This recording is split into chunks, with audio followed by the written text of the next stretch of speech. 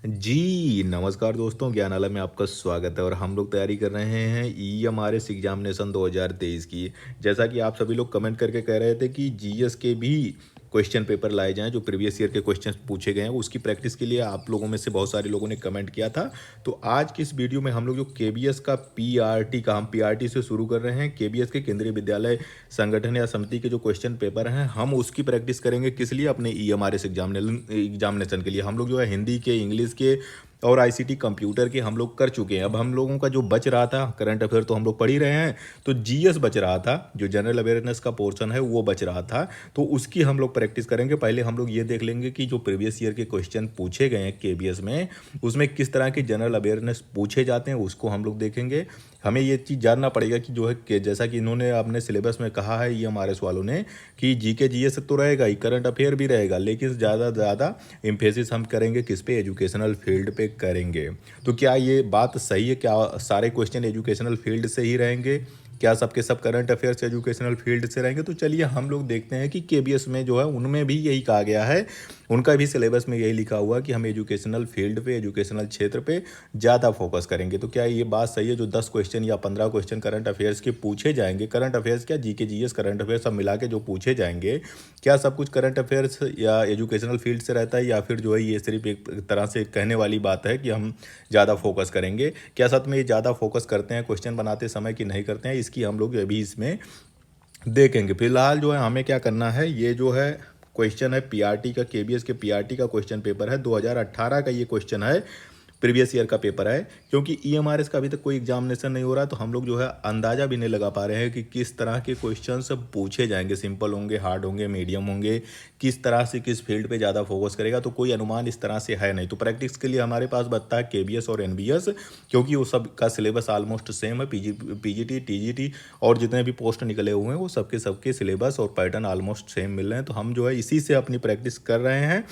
इसमें जो है, जो ये जनरल अवेयरनेस का क्वेश्चन है, इसमें आप लोगों को ये नहीं देखना है, इसमें जो करंट अफेयर्स, क्योंकि जनरल अवेयरनेस में एक तो है जो जीके जीएस का पोर्शन है, जीके जीएस का पोर्शन है, और इसी में एक पोर्शन है करंट अफेयर्स का। तो करंट अफेयर्स के क्वेश्चन क्योंकि 2018 के, तो 2018 के ही जो है करंट अफेयर्स होंगे, उसी के आसपास के समय के करंट अफेयर्स होंगे। अब आपको इस वाले पे ध्यान देना होगा कि भाई हमें 2023 वाले करंट अफेयर्स को लेके चलना होगा। तो हम जो ये भी देखेंगे कि किस तरह से करंट अफेयर्स पूछे जाते हैं, और फिर ये हम लोग जो है असेस करेंगे कि किस तरह से जीके जीएस पूछे जाते हैं। ये क्वेश्चन पेपर आप लोगों को ये नहीं बताएगा कि ये चीज़ें जाके रिपीट होंगी। हो सकता है जीके जीएस के कुछ क्वेश्चन रिपीट हो जाएं, लेकिन आपको इसमें सबसे ज़्यादा ये चीज़ पता चलेगी कि किस चीज़ पे फोकस होता है। सिलेबस जो बना है, जो क्वेश्चन उस पेपर पे बनते हैं, किस तरह से आते हैं, तो ये सारा का सारा आप एक अनुमान लगा लेंगे। तो चलिए शुरुआत करते हैं। पहला क्वेश्चन है, फिर से नोट कर लीजिएगा, ये पीआरटी का है। पीआरटी 2018 का क्वेश्चन पेपर है, किसका है? केबीएस का। ठीक है, केबीएस के पीआरटी 2018 का ये क्वेश्चन पेपर है। पहले हम पीआरटी से शुरू करते हैं। पीआरटी से ये होता है कि ये थोड़ा सा इजी होता है, उसके बाद फिर हम टीजीटी पढ़ेंगे, फिर हम पीजीटी के क्वेश्चन पेपर उठा के देखेंगे। तो हमारा इजी से लेके मीडियम और फिर हार्ड तक का लेवल पूरा सफ़र तय हो जाएगा। हमें पूरा अंदाज़ा लग जाएगा एक मोटा मोटा कि हमें ईएमआरएस में चाहे वो इजी पूछे, मीडियम पूछे, हार्ड पूछे, हम सारा का सारा सॉल्व कर ले जाए। पहला क्वेश्चन जीएसटी से जुड़ा हुआ है, क्योंकि 2018 का पेपर है और जीएसटी लागू हुआ था 2017 में। जीएसटी लागू होना एक बड़ा सुधार था। ऐसा माना जाता है कि भारत का जो टैक्स सिस्टम है, जो टैक्स हम लोग देते हैं, उसमें एक तरह से बहुत बड़ा सुधार हुआ था जीएसटी के माध्यम से। इसलिए ये आप इसको करंट अफेयर्स के रूप में मान सकते हैं कि एक तरह से ये करंट अफेयर्स है। तो वस्तु, जिसको जीएसटी को क्या कहते हैं? वस्तु एवं सेवा कर, इसका शॉर्ट में जीएसटी का नाम है गुड एंड सर्विसेज टैक्स, और हिंदी में इसको कहते हैं वस्तु एवं सेवा कर के नाम से जाना जाता है। लागू कब हुआ? फरवरी 2017 में, अप्रैल 2017 में, जुलाई 2017 में, या जनवरी 2017 में लागू हुआ था। ये 1 जुलाई 2017 में, 1 जुलाई 2017 में जीएसटी लागू हुआ था। जीएसटी जो है, थोड़ा सा इसके बारे में आप लोग पढ़ के जाइएगा। वैसे अब ये पुरानी चीज़ हो गई है, क्योंकि काफ़ी समय हो गया। 2017 में लागू हुआ था, आज 23 चल रहा है, लेकिन फिर भी ये इसलिए है, ये कोई जीके जीएस नहीं था, ये उस समय का करंट अफेयर रहा होगा, क्योंकि 18 में पेपर हुआ, 17 की बात थी, तो उस समय का करंट अफेयर रहा है। तो ये हमें देख के चलना होगा कि लगभग 1 साल का करंट अफेयर कहीं भी से भी उठा के, लगभग 1 साल का, 1 साल के करंट अफेयर्स में जो भी महत्वपूर्ण इंपॉर्टेंट घटना है, ये एजुकेशन से नहीं है, हम कहते हैं ना ये एजुकेशनल फील्ड से पूछेगा, ये कोई एजुकेशनल फील्ड का करंट अफेयर नहीं है, लेकिन फिर भी पूछा गया है। क्यों? क्योंकि इंपॉर्टेंट घटना थी, सरकार के लिहाज से सरकार इसको मान रही थी कि एक बहुत बड़ा टैक्स रिफॉर्म है, इसलिए इसको शामिल किया गया होगा उसी समय। तो हमें भी इस तरह से, हमें 2023 और 2022 में इस तरह के कोई भी चीज़ जो सरकार द्वारा अभी हाल ही में शुरू किया गया हो या एक साल के भीतर में शुरू किया गया हो, बहुत बड़ी चीज़ रही हो, सरकार जिसको बहुत ज़्यादा हाईलाइट की हो, उस चीज़ को हमें पढ़ के जाना होगा। तो जीएसटी लागू हुआ था कब? ये लागू हुआ था 1 जुलाई 2017 में। और जीएसटी का क्या मतलब है? ये एक इनडायरेक्ट टैक्स है। थोड़ा सा जान लीजिए टैक्स के बारे में।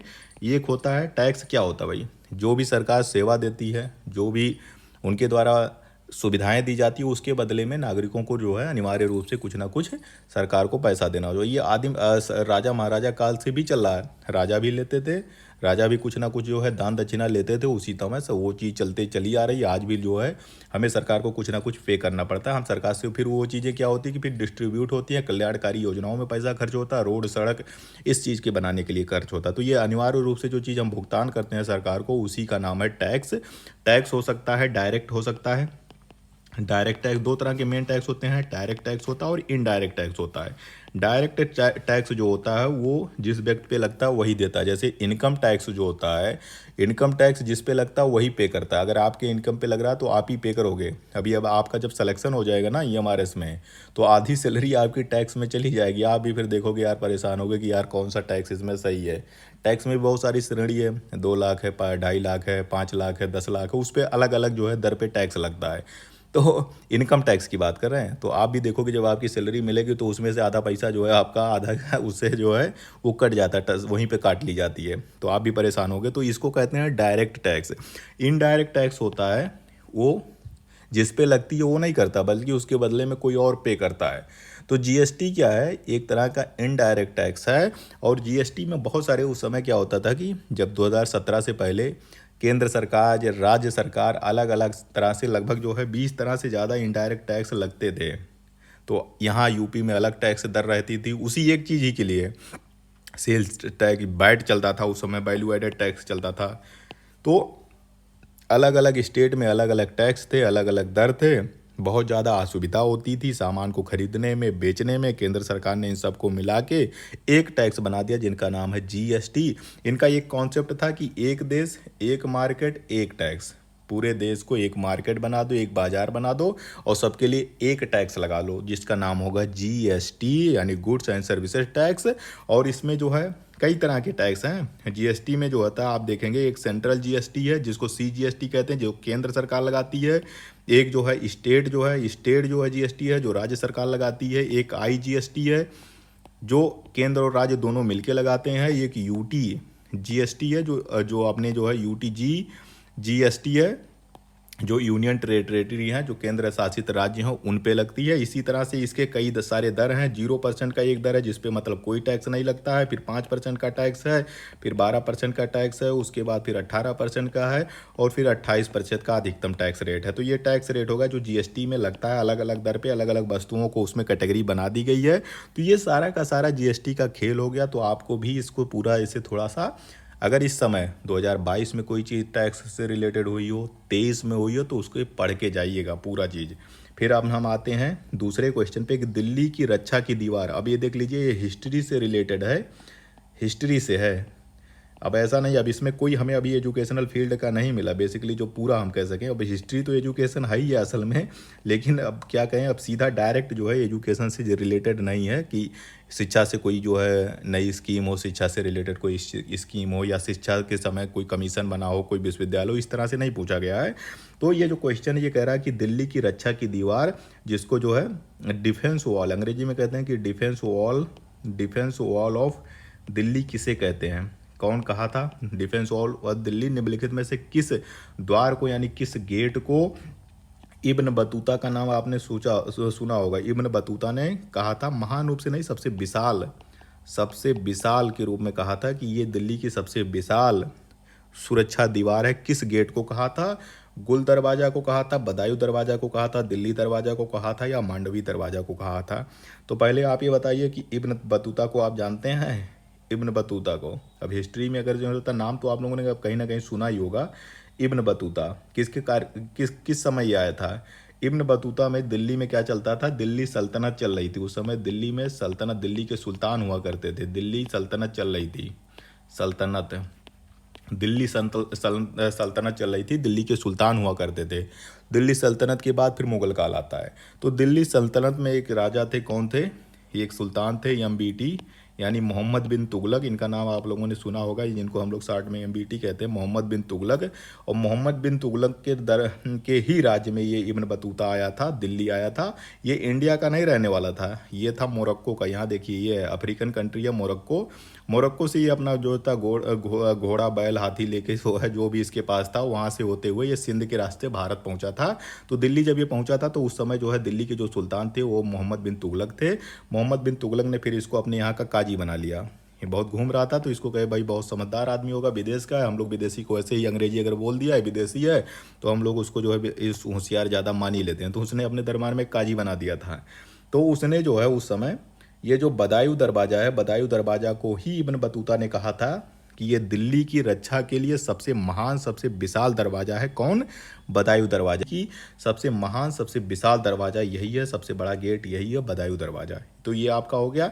तो आप देख सकते हैं ना कि किस लेवल का ये पूछ रहे हैं, कितना घुस के पूछा गया है। अभी ये हिस्ट्री में भी जो है इस तरह से अगर पूछा जाएगा तो फिर तो थोड़ा सा मुश्किल होगा, और वो भी पीआरटी के क्वेश्चन पेपर में पूछा गया है। तो पीजीटी टीजीटी में क्या पूछेगा वो देखिए आप, किस लेवल का इसमें पूछा गया। तो इसमें घबराने की बात नहीं है, एक दो क्वेश्चन तो ऐसा ये पूछ ही लेते हैं हर सिलेबस में, हर क्वेश्चन पेपर में इस तरह से कुछ, हर पोर्शन में 2-3 क्वेश्चन हार्ड पूछ लेते हैं जिसमें थोड़ा सा अभ्यर्थी परेशान हो जाता है। लेकिन आपको परेशान नहीं होना है, धैर्य रखना हुआ। आगे कोई क्वेश्चन इसको छोड़ दीजिएगा, अगर नहीं आता छोड़ दीजिए, आगे बढ़िए, बाद में देखा जाएगा कि क्या हो सकता है। चलिए अगला देखते हैं। तीसरा क्वेश्चन ये कह रहा था कि निम्नलिखित में से कौन सा भारत का पहला राज्य है जिसने राज्य भर के सभी घरों में छत पर वर्षा जल संचयन संरचना अनिवार्य कर दी है। ये पूछ रहा ना कि वाटर हार्वेस्टिंग का नाम आप लोगों ने सुना होगा। वाटर हार्वेस्टिंग का मतलब ये होता है कि जो वर्षा का जल होता है, हार्वेस्टिंग, उसका ये मतलब होता है कि वर्षा के जल का जो है क्या किया जाता है, संरक्षण किया जाता है। तो कौन सा ऐसा राज्य है भारत में जिसने ये अनिवार्य कर दिया है कि जो भी छत पे पानी गिरेगा, छत की बात हो रही ना, सभी घरों के छतों पे उस जो भी पानी गिरेगा उस पानी का अनिवार्य रूप से, कंपल्सरी रूप से आपको संचयन करना होगा, आपको सिस्टम बनाना पड़ेगा। ऐसा नहीं कि पानी जो है गिरा, बारिश हुई और सब कुछ फिर नालियों के माध्यम से होते हुए नदी में चला गया, और नदी से चला गया समुद्र में चला गया, पास सारा पानी खत्म हो गया। आपको जो अगर यहाँ पे रह रहे हो इस राज्य में तो आपकी छतों पे आपको वाटर हार्वेस्टिंग सिस्टम अपने यहाँ लगाना पड़ेगा, छतों पे लगाना पड़ेगा, क्योंकि कंपल्सरी कर दिए हैं। तो कौन सा है? पंजाब है, तमिलनाडु है, केरल है या महाराष्ट्र है? बताइए। और ये चीज़ 2001 से ही चल रही है इनके यहाँ, वाटर संरक्षण की ये चल रही है। तो ये है तमिलनाडु। तमिलनाडु सरकार ने 2001 में ही ये चीज़ घोषणा कर दी थी कि उनके यहाँ जितने भी छत हैं, जितने यहाँ घर हैं, सब लोग अपने छत पे, अपने घर पे वाटर हार्वेस्टिंग सिस्टम लगाएंगे। इसमें क्या करता है, एक पाइप लगानी होती है। आपका छत ये है तो आप एक पाइप लगा देते हैं, पाइप के माध्यम से सारा पानी, जितना भी छत पे पानी गिरता है वो फिर चला जाता है, और यहाँ पे कुआं वुआं बना रहता है, कुआं या नल लगा होता है जिसमें पानी चला जाता है, जो अंडर वाटर में जाके मिल जाता है, ज़मीन के अंदर चला जाता है और वहाँ पे मिल जाता है। या फिर कोई बड़ा तालाब होता है, वहाँ पे जो है नालियों से जुड़ते हुए जाके उस तालाब में सारा पानी इकट्ठा हो जाता है, संचय हो जाता है। तमिलनाडु में आप लोगों का अगर देखे होंगे, चेन्नई में बहुत ज़्यादा जल संकट रहता है, जो बहुत ज़्यादा। 2019 की बात है, चेन्नई में 1 लीटर भी पानी नहीं बचा था। अगर बाहर से पानी नहीं जाता तो चेन्नई के लोग जो है पानी बिना मर जाते। ट्रेन से पानियाँ भेजी गई थी, अलग अलग देशों से, अलग अलग राज्यों से जो है ट्रेन से भर भर के पानी जा रहा था चेन्नई में। 2019 में जब समय आया गर्मी का तो सारा पानी सूख गया था।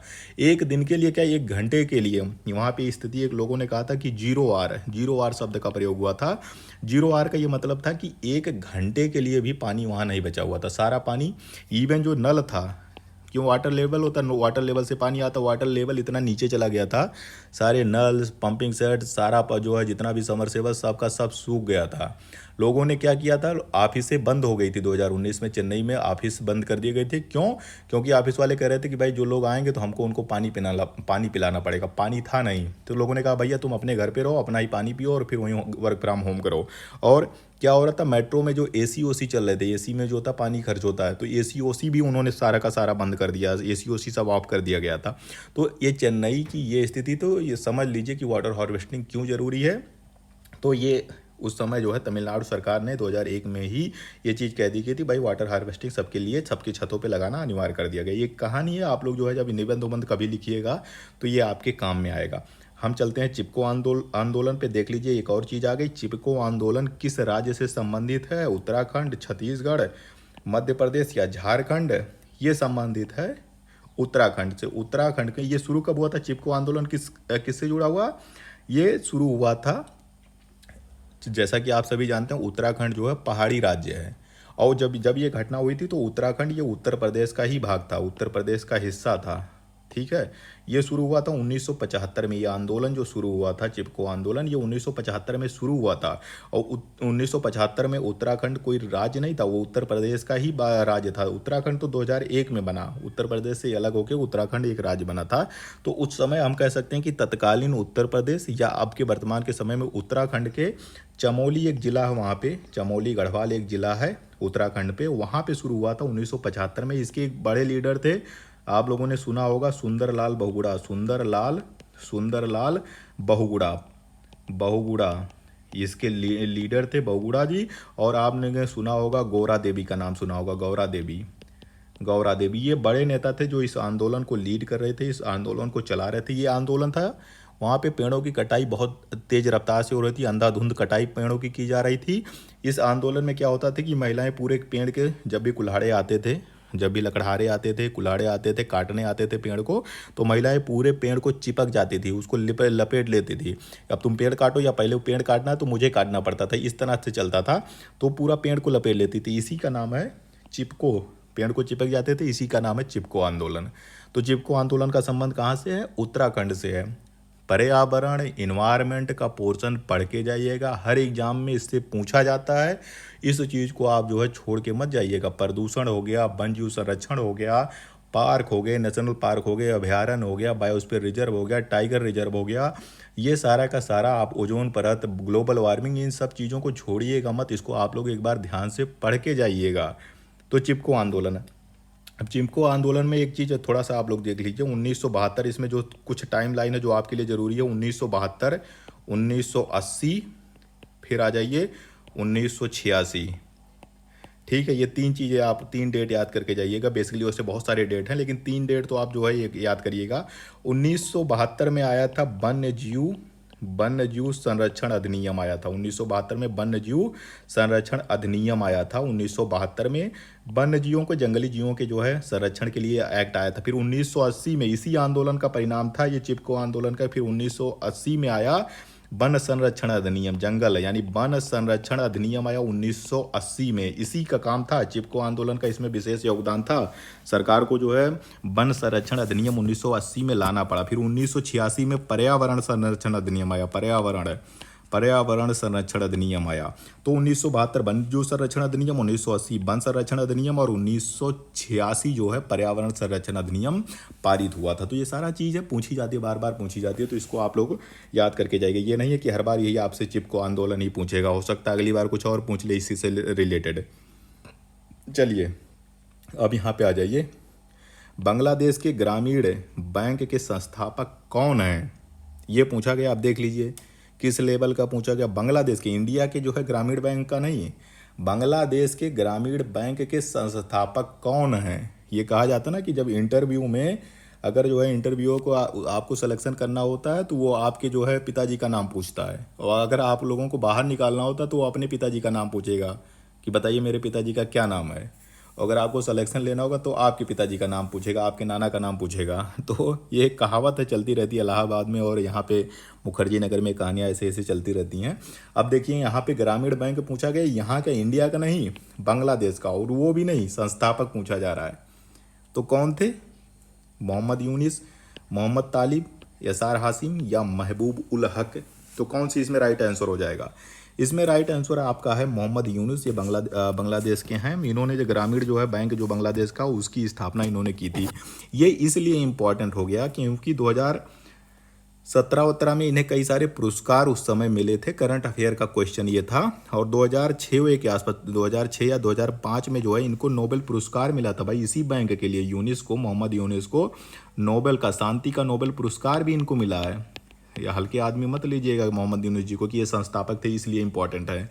ये इसलिए इम्पोर्टेंट है कि इन्हें जो है नोबेल का शांति का नोबेल पुरस्कार भी इनको मिला है, मोहम्मद यूनुस को। इनको जो है 2017 के आसपास बहुत सारे पुरस्कार मिले, इसलिए 2018 के एग्जामिनेशन में इनका नाम पूछा गया। डायरेक्ट नहीं पूछा गया, थोड़ा सा घुमा के पूछ लिया गया, ठीक है। तो ये सारी चीज़ें आप लोग जो है याद, जो भी इंपॉर्टेंट पर्सनालिटी 2022 या 23 में कोई भी इनाम मिला हुआ है उनको थोड़ा सा पढ़ के जाइएगा, उनके बारे में जान के जाइएगा। अपने यहाँ के ग्रामीण बैंक ले लो, जो भारत के ग्रामीण बैंक हैं, कुछ नहीं कर रहे हैं, सब ऐसे ही खंडार पड़े हुए हैं, कोई काम नहीं होता, कोई कुछ नहीं चल रहा है। इनका ये ग्रामीण बैंक है, इसने बांग्लादेश की ग्रामीण क्षेत्र की काया पलट दी है। एक एक आदमी को, जिसको भी जरूरत थी, एक ग्रामीण को, एक किसान को इसने लोन दिया, वो भी बहुत सस्ता लोन दिया है, बहुत ही सस्ता लोन दिया है।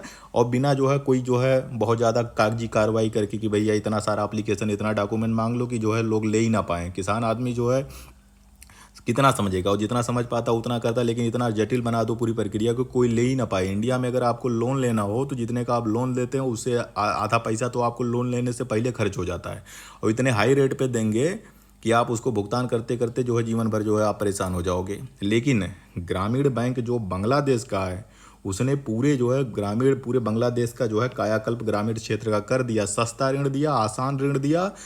और इसीलिए जो है इनको मोहम्मद यूनुस को इस काम के लिए उसने क्या दिया, उन्हें मिला किसका, शांति का नोबेल पुरस्कार, इसीलिए मिला।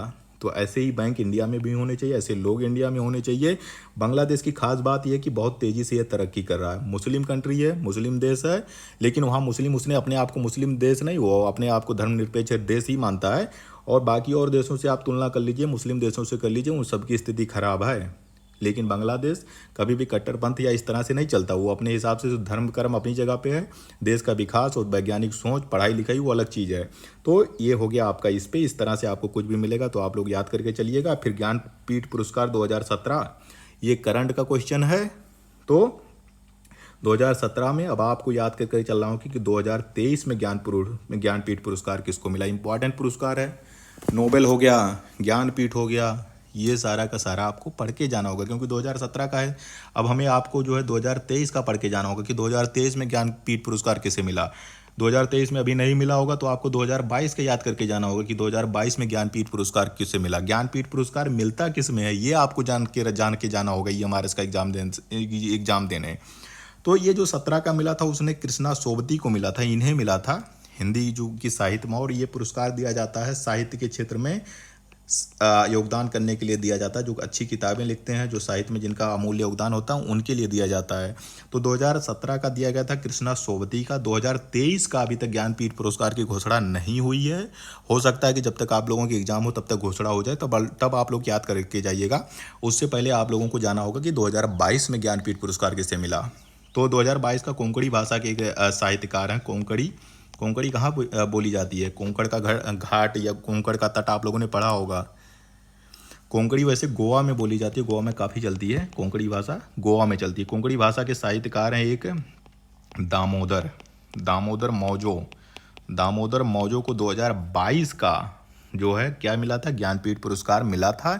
आपको 23 का, अगर 23 जब तक मिल जाएगा तो 23 याद कर लीजिएगा, 22 का आपको ये दामोदर मौजो याद करके जाना चाहिए, पढ़ के जाना चाहिए। फिर आप आइए 7वें क्वेश्चन पे कि निम्नलिखित में से कौन सी नदी चीन, भारत और बांग्लादेश में बहती है। 3 देशों में कौन सी नदी बहती है। अब ऑप्शन आप देख लीजिए, सिंधु किधर बहती है भाई, अरे भाई सिंधु घाटी की सभ्यता पढ़ा होगा आप लोगों ने, नाम किधर है, पाकिस्तान की तरफ है ना भाई, सिंध प्रांत। तो ये वैसे निकलती चीन के तिब्बत वाले पोर्शन से निकलती है सिंधु, और इधर से भारत से थोड़ा सा निकलते हुए चली जाती है पाकिस्तान। तो ये बांग्लादेश में नहीं जाती। तो 3 देश पूछ रहा ना, एक तो चीन में बहे, भारत में बहे और बांग्लादेश में बहे। तो सिंधु जो होता है 3 देशों से तो 3 देशों में बहती ही बहती है, लेकिन ये बांग्लादेश में नहीं बहती है, क्योंकि बांग्लादेश तो इस तरफ है, पूरब की तरफ है। गंगा की बात करें तो गंगा जो होता है ये चीन में नहीं बहती है, ये भारत में तो बहती है, बांग्लादेश में भी बहती है। देख लीजिए गंगा है, यहाँ निकलती है कहाँ से, गंगोत्री से जो है निकलती है, उत्तराखंड से निकलती है, और ये पूरे भारत में बहते हुए चली जाती है, बांग्लादेश से होते जाके जो है उसमें गिर जाती है, बंगाल की खाड़ी में गिर जाती है। लेकिन ये चीन में नहीं बहती है, गंगा का कोई भी पोर्शन चीन के हिस्से में नहीं है। ये चांग जियांग अपने इंडिया में नहीं है।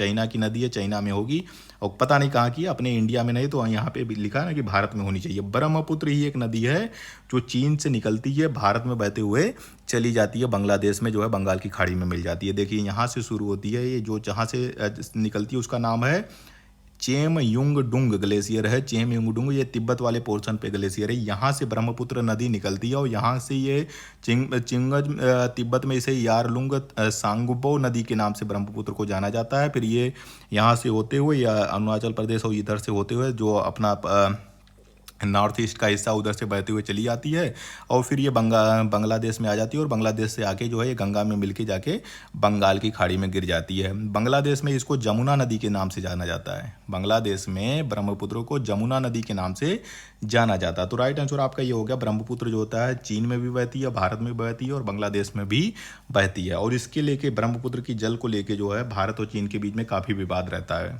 ठीक है, इसकी पानी के लेके यहाँ पे जो होता है, क्योंकि इतना वाला पोर्शन जो होता है ये चीन में स्थित है। चीन यहाँ पे बहुत सारे बांध बना रखा है, इसने ब्रह्मपुत्र नदी पे बहुत सारे बांध बना दिए, सारा पानी ये रोक लेता है। तो जब हमें ज़रूरत होती है पानी की तो ये रोका रहता है। ये भारत वालों को ये रहता है कि भाई कहीं ये अचानक से छोड़ दिए तो हमारे यहाँ तो पूरी बाढ़ आ जाएगी। बांग्लादेश वालों को भी यही दिक्कत रहती है कि भाई पूरा छोड़ देंगे बाढ़ आ जाएगी, या ये पूरा रोक देंगे अगर पूरा तो हमारे यहाँ सूखा पड़ जाएगा। तो ये जो नदी है ब्रह्मपुत्र के नदी के लेके जल विवाद हमेशा चलता रहता है भारत और चीन के बीच में। फिर 8वां क्वेश्चन ये कह रहा है कि निम्नलिखित में से कौन सा वर्षा या बरसण का रूप नहीं है। वर्षा का रूप नहीं है रेन। रेन माने वर्षा। वर्षा क्या होता है भाई? वर्षा क्या होता है? जो जल होता है, जल के भैया आप जान ही रहे हो, वाटर है। जल के तीनों रूपों में जल पाया जाता है। जल जो है द्रव के रूप में भी मिलेगा आपको, पानी के रूप में मिलेगा आपको, ठोस बर्फ के रूप में भी मिलेगा और जल वाष्प के रूप में भी मिलेगा, यानी गैस के रूप में भी मिलेगा। तीनों रूप में पाया जाता है। तो ये जल चक्र जो है, ये गैस ठोस द्रव वाला ये जल चक्र पूरा चलता रहता है। ये पानी पे हो चाहे पृथ्वी पे रहेगा तो या तो जल के रूप में नदियों में रहेगा, समुद्रों में रहेगा, या फिर ठोस के रूप में ग्लेशियर के रूप में रहेगा। तो ये यहाँ से जो है जब गर्मी पड़ती है तो जलवाष्प ऊपर जाता है और फिर यहाँ पे ठंडा हो जाता है और फिर जो है बूंदों के रूप में फिर से गिरने लगता है, फिर से पृथ्वी पे वापस आ जाता है। तो यही जो बूंदों के रूप में गिर रहा है इसी को वर्षा कहते हैं। ओलावृष्टि में क्या होता है कि वर्षा जो होती है, वर्षा का ही रूप है ओलावृष्टि, लेकिन वर्षा का पानी जो होता है वो ठंडी की वजह से जम जाता है तो पत्थर के रूप में गिरता है, ओला के रूप में गिरता है। कहते हैं ना ओलावृष्टि हुई है, पत्थर गिरे हैं, तो उसी को कहते हैं। जब जो है द्रव के रूप में नहीं, पत्थर के रूप में गुने बर्फ के रूप में गिरता है तो उसको कहते हैं ओलावृष्टि। संवहनीय वर्षा, वर्षा का एक प्रकार है। 3 तरह के मेनली वर्षा होते हैं, चक्रवाती वर्षा, संवहनीय वर्षा या पर्वतीय वर्षा। पूर्ण आर्द्रता या वर्षा, वर्षा तो होता ही है वर्षा। पूर्ण आर्द्रता जो है ये इसका मतलब जो होता है एब्सोल्यूट ह्यूमिडिटी, ये वर्षा का रूप नहीं है भाई, ये वर्षा को कोई रूप नहीं है। तो आपका राइट आंसर यही हो जाएगा। ये पूछा ना कि कौन सा रूप नहीं है, तो आपने यहाँ पे देखिए ये क्वेश्चन जो है ज्योग्राफी से जुड़ा हुआ है, तो ज्योग्राफी से भी क्वेश्चन पूछ लिया, हिस्ट्री से भी पूछ लिया, इकोनॉमी में जीएसटी था ही, करंट अफेयर पूछा जा रहा है। तो देख लीजिए आप किस तरह से पूछे जा रहे हैं। चलिए अगला देखते हैं। अब आ जाइए 9वें क्वेश्चन पे। दीपा कर्माकर का नाम आप लोगों ने सुना होगा। ये क्या है? जिम्नास्ट की एक प्लेयर हैं। एक तुर्की में जो है 2018 का, क्योंकि ये करंट अफेयर है ना, क्योंकि 2018 का पेपर है तो ये उस समय का करंट अफेयर था। तुर्की में जिम्नास्टिक वर्ल्ड चैलेंज कप हुआ था जिसमें गोल्ड मेडल जीता था। ये कौन सा गेम खेलती हैं, कौन सा प्रतिस्पर्धा खेलती है? जिम्नास्ट में एक होता है जिसका नाम है बार इवेंट, वॉल्ट इवेंट, या फिर पैरेलल बार एक्सरसाइज या फ्लोर एक्सरसाइज।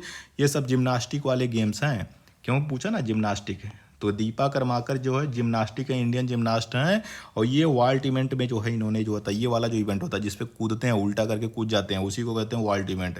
उस समय उन्होंने गोल्ड मेडल जीता था, क्योंकि इंडिया में ऐसा कोई खिलाड़ी नहीं है जिम्नास्ट का और जो इतने वर्ल्ड लेवल पे, अंतर्राष्ट्रीय लेवल पे कोई इस तरह के प्रतिस्पर्धा में गोल्ड मेडल जीता हो। तो ये एक बड़ी उपलब्धि थी, देश के लिए थी और दीपा कर्माकर के लिए तो थी, इसलिए ये एक इम्पॉर्टेंट इवेंट था, इसलिए पूछा गया करंट अफेयर के रूप में। तो इस तरह से 2023 में भी कोई घटना हुई होगी, किसी जो है व्यक्ति ने कुछ इस तरह से काम किया होगा, कोई पुरस्कार, कोई इवेंट जीता होगा, तो उसको आप लोग पढ़ के चलिएगा। आज का वीडियो का अंतिम क्वेश्चन ये है कि निम्नलिखित में से किस देश ने 2018 में एशियाई खेलों की मेजबानी की थी? 2018 में, ये भी आपका करंट अफेयर्स है क्योंकि उस समय 2018 का ये पेपर है तो ये उस समय के करंट अफेयर्स था। चीन में, इंडोनेशिया में, जापान में या दक्षिण कोरिया में। वो जो हुआ था 18 वाला जो एशियन गेम हुआ था वो इंडोनेशिया में हुआ था। अभी हम लोग कई बार पढ़ चुके हैं कि 2023 वाला जो हुआ है वो कहाँ पे हुआ? चीन के होंगजाऊ शहर में हुआ है। चीन के जो होंगजाऊ शहर में, असल में ये 2022 वाला जो एशियन गेम था, 2022 वाला एशियन गेम था, कोरोना की वजह से ये हो नहीं पाया था। कोरोना की वजह से 2022 में चीन में होंगझाओ में एशियन गेम्स होने थे, कोरोना की वजह से नहीं हो पाया था। 1 साल डिले होकर 2023 में ये खेला गया। कहाँ पे खेला गया? चीन के जो है होंगजाओ शहर में। तो ये चीज़ आप याद करके जाइए भाई। 18 वाला है तो क्या 18 वाला आप थोड़ी ना पूछेगा, आप तो पूछेगा कि भाई 2023 वाला 2022 वाला कहाँ पूछा खेला जाएगा, या फिर अगला वाला कहाँ खेला जाएगा। तो अगला आपके जो है नगोया जापान में खेला जाएगा, जो 2026 में जो होगा।